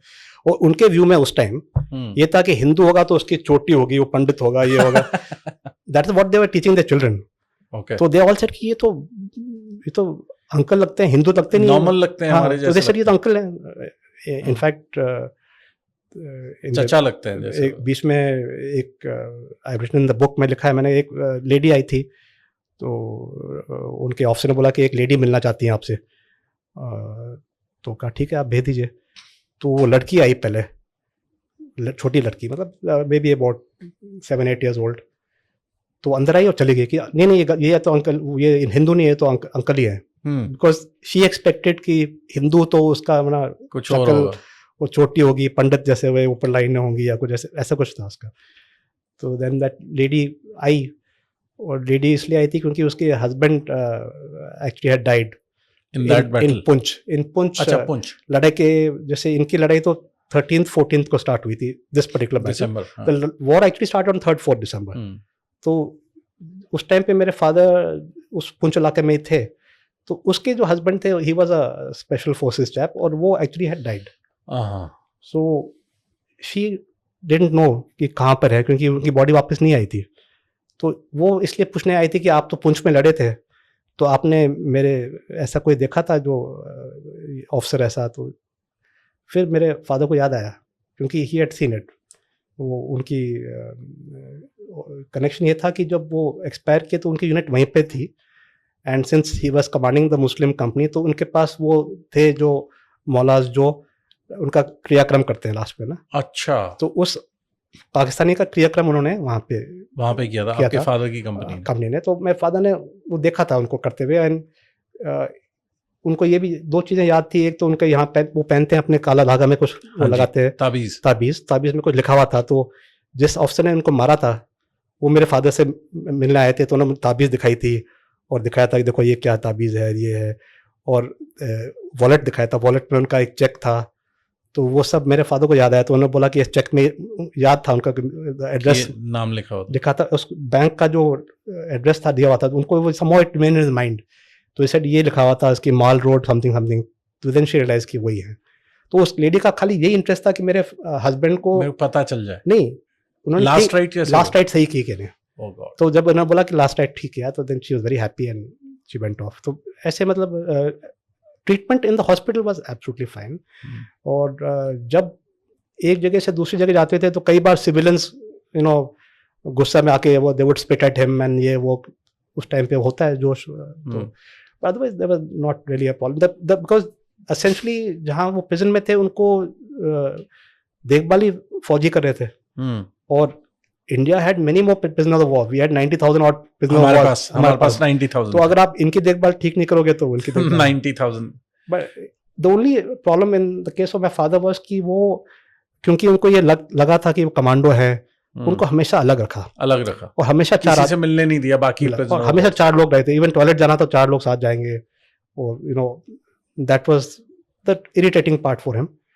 अदरवाइज फौजियों के साथ तो कोई ऐसे कोई ज्यादा नहीं थी। तो जैसे आप बता रहे हो जनरल, मुझे काफी सारा ह्यूमन एंगल नजर आ रहा है कि जैसे वो लेडी आई पूछते हैं, और आपके फादर की कंपनी ने भी लास्ट राइट्स प्रॉपरली किए। आई एम श्योर पाकिस्तान के साइड से भी थोड़ा वैसे ही चला होगा। अभी भी जब वॉर होती है, जैसे इस समय तो वॉर ही हो रही है हर तरफ, तो अभी भी इतना ऑनर होता है सोल्जर्स का आपस में? अगेन मेरा ये बिलीफ है पर्सनली, ये इट इज डिपेंडेंट जो उस टाइम पे जो लोग उधर इन्वॉल्व हैं, बिकॉज जब ये वॉर्स हुए थे 65 और 71, तो वो इंडिपेंडेंस के बहुत नजदीक हुए थे। तो उस time it was a different life, इतने डिफरेंसेस कम थे, और इस किताब में कनेक्शन था। मैं आपको उदाहरण देता हूँ। इस किताब में मैंने लिखा था कि जब मेरे फादर वहाँ पे थे, तो जब जो गार्ड होते हैं नॉर्मली वो रिटायर्ड फौजी वगैरह होते हैं, क्योंकि उनको आगे लाइन में नहीं भेजते, तो उनको रिटायर्ड होम गार्ड्स टाइप उस टाइप के लोग थे। तो एक बंदा जब आया घर पे, उसकी ड्यूटी थी रात को, तो मेरे फादर को देखा, तो मैं फादर को देख के बोला कि साहब आपके पाकिस्तान में? हाँ, पाकिस्तान में। कि आपके फादर भी फौज में थे? कि हाँ, कि आर्टिलरी में तो नहीं थे। इसे हाँ, आर्टिलरी में। तो इसे नाम क्या था? तो my father said that time brigadier थे उस टाइम, बाद में जनरल बने, पर उस टाइम वो ब्रिगेडियर थे। तो इसे कल्याण सिंह। इसे साहब मैं तो उनके साथ लड़ाई किया है, they were in the same army in world war 2 1942 1939-45 prior to independence. So they were in the same battalion. They were in the same. So he says साहब वो तो मेरे बटालियन बैटरी कमांडर थे। So वो फिर बहुत देखभाल की उसने बेचारे ने, वो फ्रूट लेके आता था कुछ, because he that attachment was there. So up till 71 तक तो ये थोड़ा बहुत था। तो एक बार आप if you are away from the heat of the situation, तब ये थोड़ा बहुत था। आजकल है कि नहीं?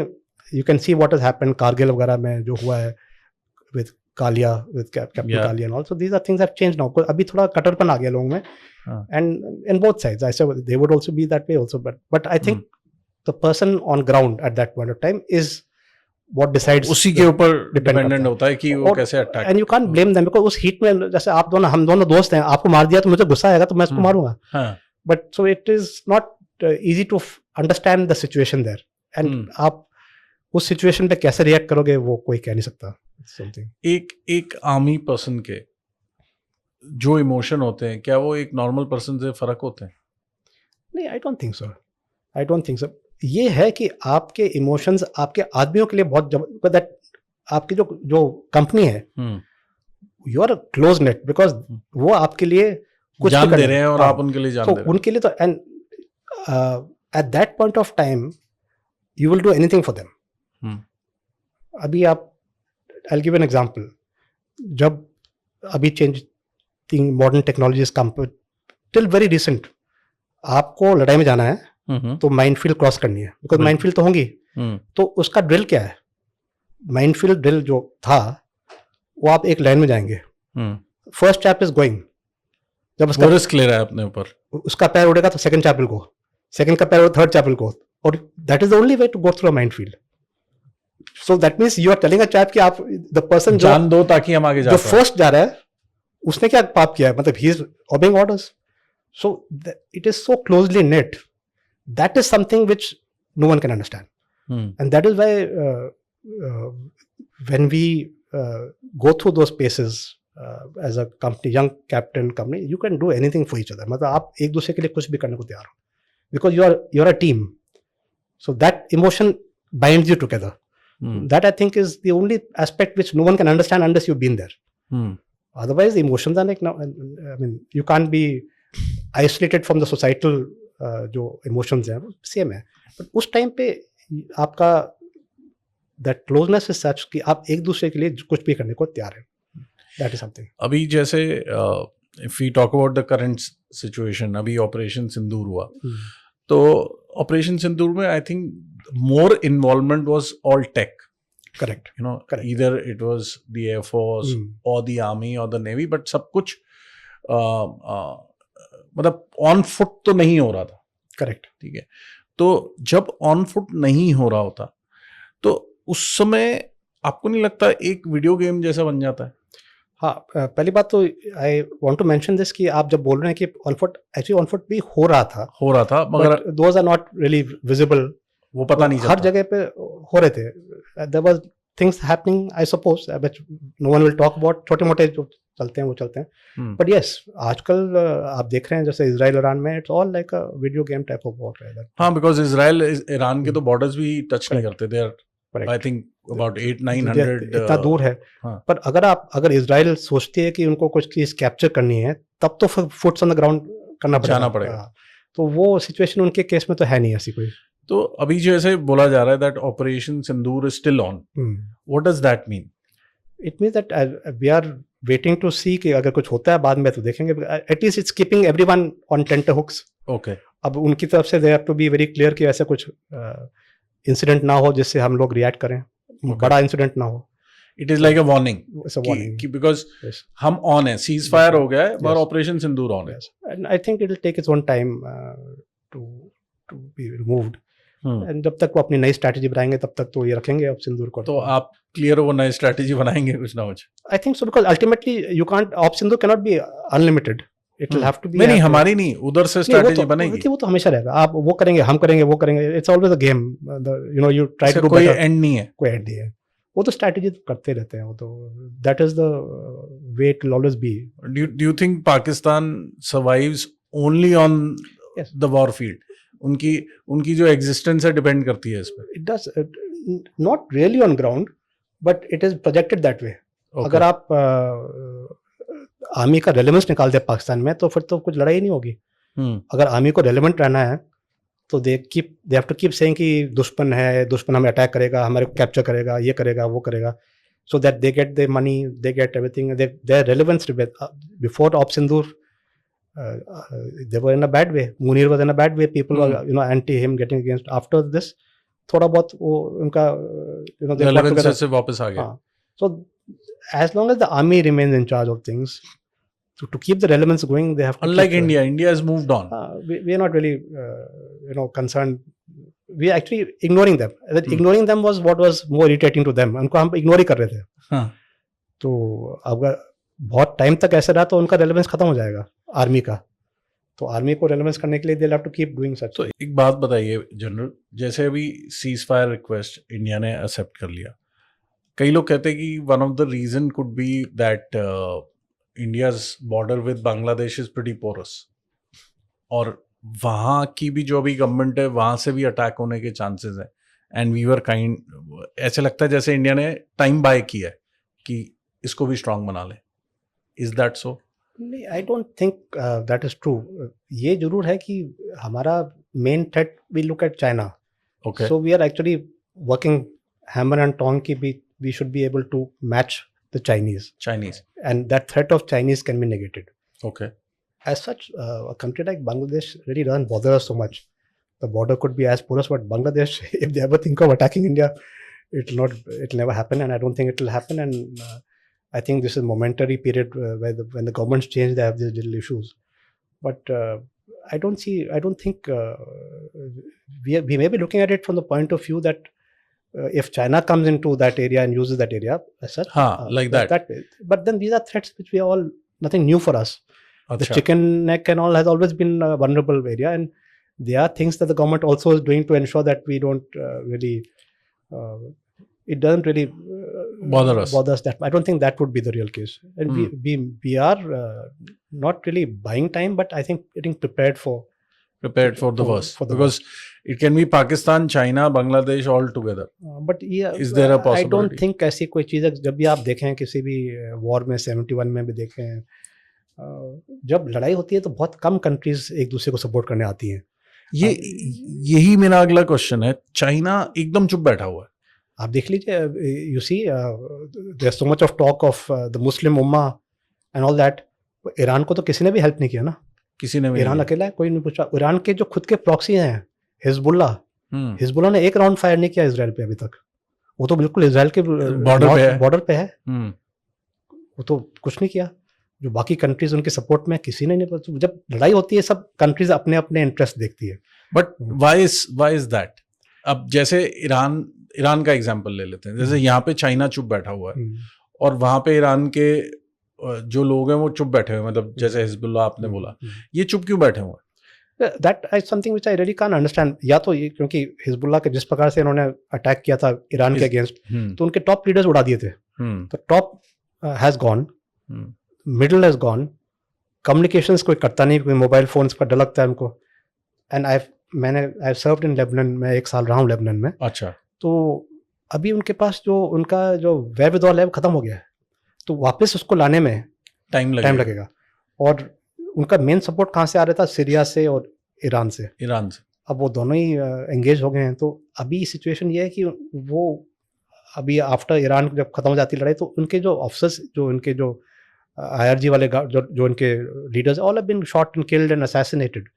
तो to get back from that is gonna take lot of time. तो उस प्रकार से इन्होंने हिजबुल्लाह को और हमास को तो उड़ा ही दिया, पूरा ऑलमोस्ट फिनिश कर दिया है. हिजबुल्लाह को क्वाइट कर दिया है. तो अभी कुछ ऑप्शन नहीं है. और जहाँ तक अदर कंट्रीज आ, उनका इंटरेस्ट वो है कि भाई एंगेज रखो उसको, हम इसमें इन्वॉल्व नहीं होंगे. America also trying is best कि हम जब तक हो सके मांग लिए उन्होंने. हाँ, इजराइल करता रहे जो करना है, हम अगर बच के रहें तो बेटर है. तो no one wants to get involve unnecessarily in someone else's battle. But US को तो हमेशा इन्वॉल्व ही होना होता है. जैसे अभी ये एक चीज बताओ, यूएस को क्या लेना देना है ईरान और इजराइल की लड़ाई में? वो ये बोल रहा है कि मैं दो हफ्ते तक रुकूंगा, अगर नहीं होगा तो फिर देन आई विल एंटर. वो तो उधर दूर बैठा है. What is the reason that उसको इसके अंदर, एक ये बिल्कुल लेमैन क्वेश्चन पूछ रहा हूँ मैं आपसे. I think there are many much more deeper things. You know, the main issue in these areas is all oil. So ultimately the oil is what is getting you the to control that of oil. And America has always been doing whatever at that point of time suits it, it does it. So in this case, if someone else is fighting his battle and destroying the nuclear, there's no doubt that the threat of nuclear in that area is something which they want to get rid of. तो अगर वो Israel कर देगी तो ठीक है, या वो अपने दो वीक्स में या तो वो अपना एनरिचमेंट बंद कर दें. एनरिचमेंट अगर बंद कर देंगे तो एग्रीमेंट हो जाएगा. Otherwise they might just give them those bombs जिससे वो नीचे जाके उसको डिस्ट्रॉय कर दें. तो ये मतलब I don't think they are really want to get involve.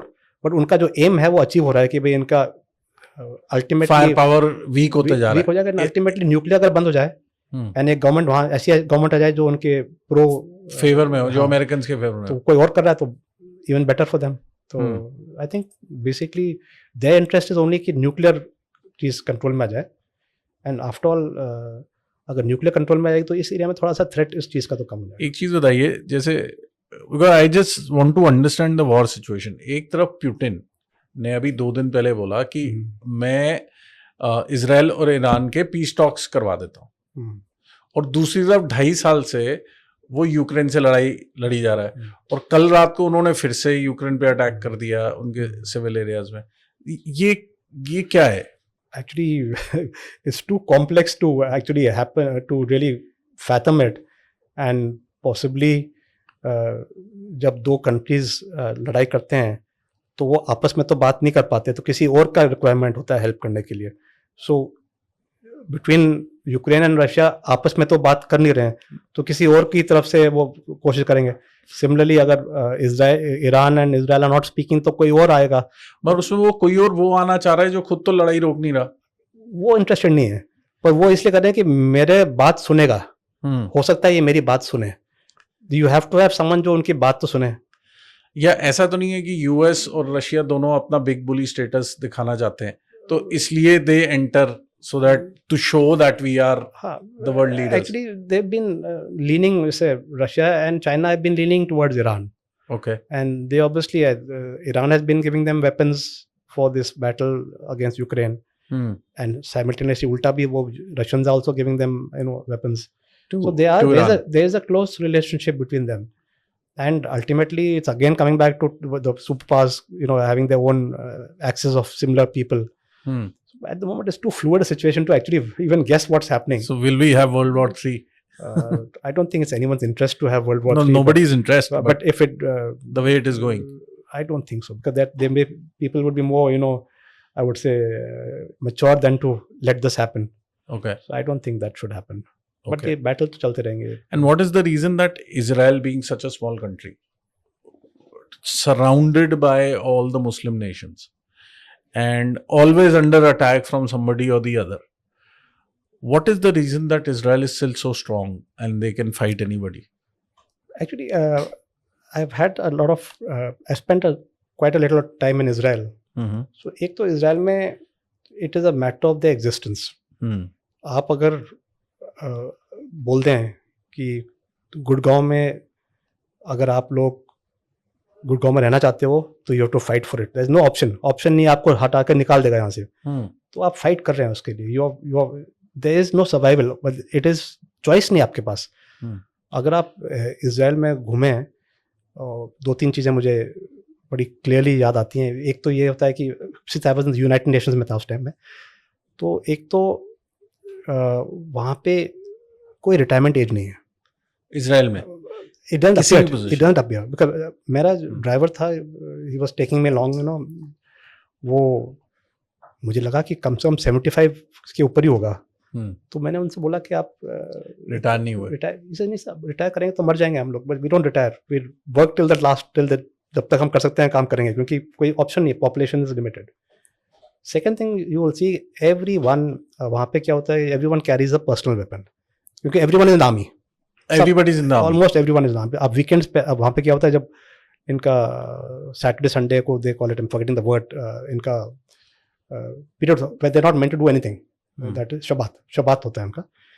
So on the weekends you will find all the buses, all the young girls, teenagers with their weapons there, because they are always ready for battle, and they're fauji's and they can take their weapons home. हमारे Indian army में तो weapon को आप coat में बंद करके रखोगे, seal करोगे. यहाँ they are ready for battle and they always carry, and you will find that there is no अगर आप जैसे, जब मैं था वहाँ पे कई बार हिजबुल्लाह का एक्शन हो जाता था, तो हिजबुल्लाह एम्बुश किया, तो इट इज नॉट लाइक जवान विल, जो सामने आया वो लड़ेगा. It may be a brigadier but he have a weapon, and everybody is carrying a weapon. Everyone, because you are prepared for the worst. So that threat which is that they have this threat कि हम, our country is going, we have to fight for it. So they will keep making space, and making space means checking out Hamas सबको अपना खोल के try to get more space, keep it secure from these neighboring. So that way I think that culture is there, that you have to fight, and like they're left with no choice, and they have no choice. And if you are in a minority, then there are only 2 or 3 things which can help you in a battle. One is unconventional battles. That means you have to do something unconventional. So therefore what you do is your intelligence becomes fantastic. Your intelligence is so good that you could eliminate all these generals in Iran before the battle started. Yeah. So Mossad is outstanding. I would say among the best in the world, in agencies in the world. I mean, it is really there. So that is one thing. Second thing, you need technology. So the technology in Israel is fantastic. The technological, like if you go, I am from Rajasthan, and we believe Rajasthan you cannot grow many things, but when you go there, वहाँ तो मतलब the technology is so good that there are fruits, everything is grown. And in Israel, पानी कितना है, इतना कम पानी है कि आप सोच ही नहीं सकते कभी. तब भी ग्रोथ है. 100% drip irrigation. You will see flowers, vegetables, and good quality food. That's why a lot of Israelis have been asked by the Rajasthan government to come to Rajasthan. And there are these small farms where they're teaching techniques how to grow these things, because they know how to use every single thing that they have. The source and the pani, the water is so scarce that even like in your, let's say in your toilets, all the wastewater, I mean the water which you wash your hands or face or your toilets, is all seawater. Drinking water is limited. So they have that value of survival is life over there. Absolutely. जैसे हमारे लिए तो luxury है, हमारे लिए तो फौज लड़ रही है और हम आराम से बैठ के काम कर रहे हैं. And वहाँ पे तो सभी फौज है. Yes, that is all 100% फौज. I mean they are always ready to fight, and it is probably that spirit that we have to survive, which drives them. Yes. The thing. So अभी India भी Israel से weapons import करती है, जैसे operation सिंदूर में कहते हैं काफी सारे इजरायली वेपन्स यूज हुए. India is Yes, we do. Because in technology they're really good, and some of the important technologies will be. That is a known fact by everyone. एक बहुत इम्पोर्टेंट क्वेश्चन है, जब मैं आप से बात कर रहा था पहले भी, कि 5 generations in the फौज, you know, and fought various battles and everything, especially आपके father का तो prisoner of war से वापस आना and all of that. What is the driving factor? ऐसा कैसे होता है? You know very well that your life is at stake.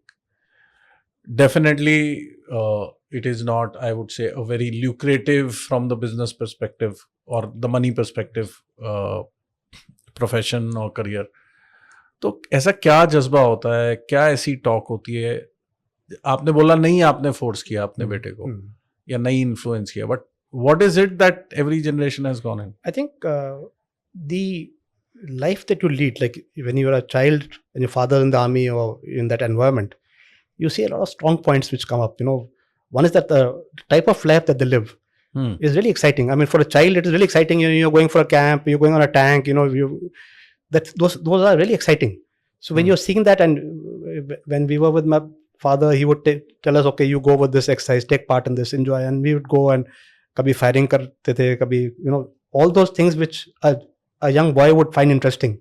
Camps and going in these big military vehicles, seeing aircrafts, firing weapons, that excited you a lot. And then you would go in the evening, you'll see them play games, and there'll be the team games, and the team games are like mini wars taking place in the units. Achha. So you would get encouraged by those things. So that atmosphere and the life that you live in these areas where you live, the bonding that you have with your officers, with your ladies, with the men, that bonding is something special, and it never leaves you. So all those strong characteristics, feel something nice which you like to aspire to. So it is definitely an option to most Fauji's. उनके बच्चे तो हमेशा ये option रहता है, यार I can look at and it's not easy today. People might say that my son is a 5th generation, तो उसको कुछ help मिल गई होगी एग्जाम में. नहीं. There's absolutely no way. The examinations are so competitive, and the exam is one thing. The service selection board is extremely difficult. To pass a SSB today, there would be times where it's a fact that you've gone for an SSB to some place, let's say Bhopal. तो आपने SSB किया and आपने पास हो गए. So at the railway station there would be people saying कि sir आप SSB पास हो ना, I'll take you somewhere else. Because if you're cleared a SSB, that means you have gone through a real tough selection. So you can be picked up for other jobs. So it becomes suitable for some other companies.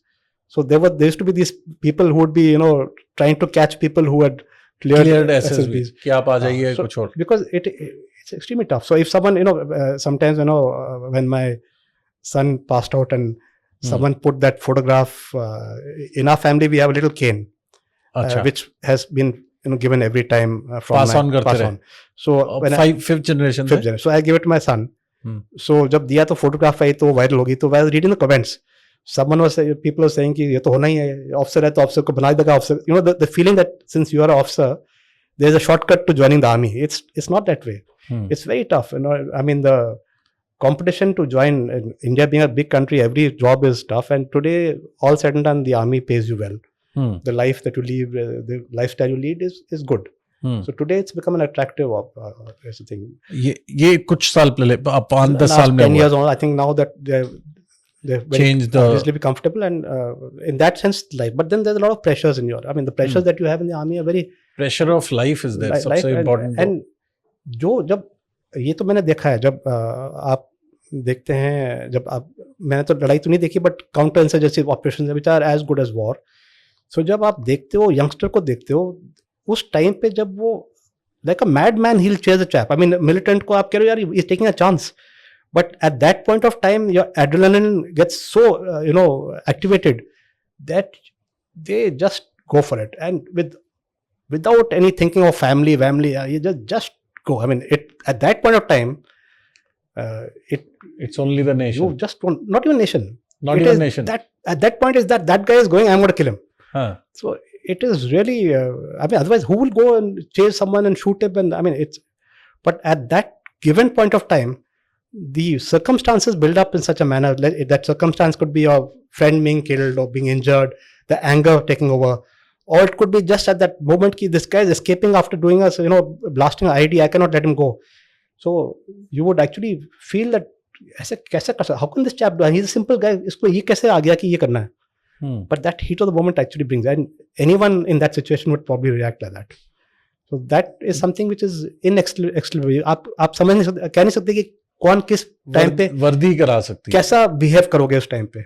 So कह सकते हैं कि yes. वर्दी करा देती है उस समय. It's just that circumstance at that point of time. एक चीज और बताओ कि आप अपनी पूरी lineage बताओ, 5 जनरेशन क्या क्या कहाँ थे वो बताओ. So actually our lineage into the army field, I would say martial thing started with my grandfather's grandfather. Okay. वो actually there's a small, in Rajasthan you have small kingdoms. So there was a Kuchaman kingdom. So he was the they used to call it the उस fort का जो Kuchaman fort के जो किलेदार थे. Kiledar is like a chief of army staff of that place. So he was the first guy. But that was the. What was his name and which year? This would be 1800 के आसपास. Okay. So his son was someone called Bhoor Singh, and he was the first one to join a Jodhpur, actually army type of setup, Jodhpur Lancers. And Jodhpur Lancers he joined, and for World War I वगैरह में Jodhpur Lancers जो आजकल president bodyguard है, हाँ जी, उसकी Jodhpur lancers एक company Jodhpur lancers की है. They've got 2-3 they got from I think 2-3 places. One of them was from Jodhpur Lancers. He was the first one, and he was in that. In those days you didn't have officers. There were viceroy, VCO बोलते थे, viceroy commission VCO officer. बोलते थे. So he was the lieutenant in Jodhpur Lancers. His son was my grandfather. He retired as a general, Kalyan Singh. He's Kalyan Singh, and he was in artillery. Okay. और उनकी दो interesting चीज़ें हैं. एक तो ये चीज़ इंटरेस्टिंग है कि वो वर्ल्ड वॉर 2 में they were fighting in North Africa against Rommel. There he became a PW. He became a PW. And then they were moved to Italy from Okay. there. And Italy say then they escaped, dug a tunnel and escaped, and So as a PW. as a PW. How much time? They got captured in sometime 40. So they were fighting from the British Army, and they were fighting 8th Army, Okay. and they were fighting against Rommel's forces. हाँ, And in that particular, they were fighting in a regiment called Two Field Regiment. 2 field. And उसमें जो officers थे, बहुत सारे officers आगे जाके general बने. अच्छा. जनरल उसमें से कुछ पाकिस्तान में गए, कुछ इंडिया में गए उसमें. And it's a record at that point of time in that particular camp, there were so many Indians, out of which at least 10 or 12 became generals. Generals. And Kumar Mangalam became the chief. Kumar Mangalam was with my grandfather only, Okay. and they were in the same place. And then they escaped, dug a tunnel, escaped, and lived underground in Italy for a couple of years. Underground means वो भेस बदल के और- Italians के साथ वो farm में घुस गए, तो they were doing farming and all because they couldn't get back to India. At that और कितनी देर तक war रहे was, they stayed for almost 1 year. 1 year. Then they got recaptured Recaptured. by again Germans, Okay. Italians, हाँ. because Italy में थे. Italy was with Germany. Yeah, at so that Italy time. prisoner of war camp में थे, वहाँ से पकड़े गए, someone must have informed them, and then they were sent to Germany, and after the World War they were repatriated. So 5 years they were out. So 5 years. so as far और as family को कुछ पता नहीं कि है family नहीं है. they suddenly one fine day one man comes with a long beard and he says I'm alive. he's Kalyan Singh. So it And your father was at that time. my father was that time at that point of time when he was fighting the war. Hmm. The one thing about the British is that they would look after the soldiers. I mean that soldiers का था. So there was Chopasni एक school है in Jodhpur. Okay. British time की बहुत अच्छी famous school है, Chopasni is the school. Hmm. तो उसका जो प्रिंसिपल था, he was given the task by the British की go around and see where हमारे सोल्जर्स के जो बच्चे जो कैप्चर हो गए हैं उनके बच्चों को क्या हाल है, what how they doing. So when he came to the village he found my father's okay age, so he took him to that school and kept him there for some time, and from there then he joined the army much later. And So when he when he came back he was about maybe 10-12 years old. 10-12 years. 10-12 years. 5 years he was taken care of by Yeah, the school. by the school. He was boarding school वगैरह में थे उस time. So he stayed there, and that way they looked after them. Whereas जहाँ भी soldiers थे, they went to village to see is there anyone who's जिनके बच्चे रह गए. हाँ. So that way they looked after him. And the second thing is that as a brigadier, then he fought in the 62 Chinese War. My grandfather was a brigade commander in Tawang of the artillery. In a division you have infantry brigades. Normally you'll have 3 infantry brigades and you'll have an artillery brigade. Artillery brigade will have guns to fire on. So the artillery brigade, unfortunately, guns didn't reach up there. They didn't have any guns. In 62, China War. They couldn't get the ones because Tawang was too high. So they were fighting without guns. So they were being used as infantry. 4 Mountain Artillery Brigade was being used as a... This is your father? Grandfather. Grandfather fought after the Second World War? Then the 62 War, he was there. And if you read any book on 62 War, and 62 War, there's a lot of criticism about other things. But there's one person you will always find praise, that I'm happy to say is my grandfather. You'll always find him as, brave Rajput officer, fought well, this, that. And in those days, there were not many awards for senior officers. As a brigade commander, you don't give a senior award. So he got a PVSM for bravery. Acha. That PVSM citation is talking more about bravery than anything else. Paramveer. PVSM is actually a Seva medal. It's a distinguished service. So you do distinguished service, you don't have to go to battle also. So you are distinguished service and you get a battle. So he got it for actually fighting this war. So he was there in the 62 War and he came out well from that battle. And then he got promoted as a Major General and retired thereafter. So he is my grandfather. Then my father was infantry. I am the Armored Corps tanks. I belong to Arun Khetrapal and Tarapaw's unit, that is Pune Horse. Pune Horse. Yeah. And my son has joined my regiment. Same. Pune Horse. Pune Horse, yeah. Wow. So that's how it is. And how is it for the family, like the wives and the children? It is for them. It's really a Do they also come mostly from the army families? It is, in my case, yes. My mother was from a civil background. Okay. Her father was in the police. He was IPS officer. But my wife is again from a army lineage. And when your child gets into the army, you feel a lot of pride, obviously. And there are times like, when this Sindoor happened, you're worried, kahan par hai, kya kar raha hai? Then that's destiny. So you feel that time worried. But we take it, all is well. Where was your son jab Operation Sindoor hua? That time his unit is in Samba, actually. Samba? Jammu? So wahan par unit hai. And he was there? He himself was not there, luckily, that time.